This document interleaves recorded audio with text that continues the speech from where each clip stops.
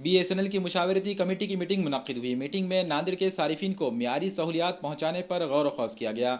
Telephone भवन में BSNL की मुशावरती कमेटी की मीटिंग अशोक चौहान की क़यादत में मुनक्किद हुई। नांदेड़ के रुकने पार्लियामेंट अशोक चौहान ने कमेटी को सारिफिन की सहूलियात के लिए मंसूबे बनाने की हिदायत दी।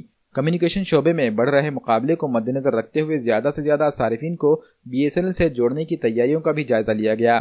24 जनवरी को मुंबई में रियासत के तमाम अराकीन पार्लियामेंट की एक मीटिंग मुनक्किद होने जा रही है। BSNL के जनरल मैनेजर के साथ होने वाली इस मीटिंग में नांदेड़ में हो रही परेशानियों और अवामी सहूलियात का खाका भी पेश किया जा सकता है।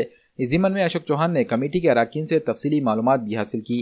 इस मीटिंग में कमेटी के अराकीन मुंतजिबुद्दीन संभाजी भुलवंडे, बच्चूराज देशमुख, श्रीकांत मंचकर, मानिक प्रभु, मादले और दीगर अफसरान मौजूद थे।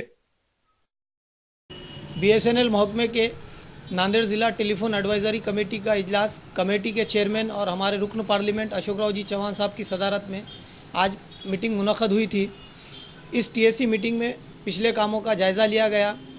आइंदा दिनों 24 जनवरी को मुंबई में तमाम अरकान पार्लियामेंट की जनरल मैनेजर के साथ महाराष्ट्र सर्कल के मीटिंग मुनक्किद होने वाली है।